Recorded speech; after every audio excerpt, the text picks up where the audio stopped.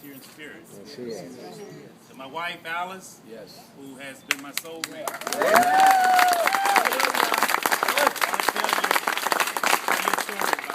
We met in college, and I remember when I went to the Denver Broncos, and the Denver Broncos called me in and told me that they were going to be releasing me from the team in 1976. And I called her when I was at the airport, and I said, well, I didn't make it. And her words to me was, you were more than just a football player. Football was not your end, it was just a means to your end. Wow. And Alice, I want to say thank you for the years. All right.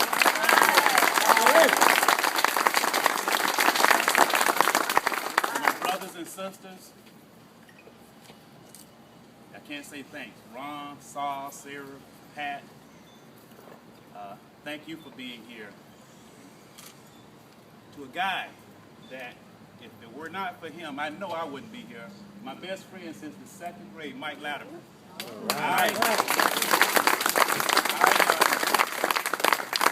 had a very low self-esteem in high school, and I went out for football and I quit. And Mike kept at me about coming back out for the team, and I came out for that team and made the team. But I was teasing, talking to Coach Farinella recently, and telling him about my dream. When Mike Tyson was boxing, a lot of people would say, I want to be like Mike. Well, Mike Latimer was the greatest wide receiver to ever play at Fort Pierce Central. Amen. And he was Central's first All-American. And I wanted to be like Mike. So I had this dream in my head that Mike would be on one side and Cleaver Halen, our All-American quarterback, who went to Florida, would throw a pass to Mike, and he would throw a pass to me, but that was my dream. So my coach, Coach Phil Farinella, who drove all the way from Winter Haven today to be with me.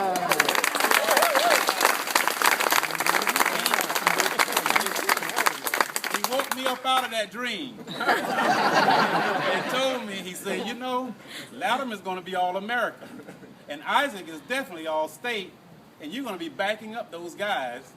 And you need to come over and play linebacker for me. And I said, Coach, I don't want to be no linebacker. I want to catch that ball. So the next day he came to me again. And reluctantly, I went over to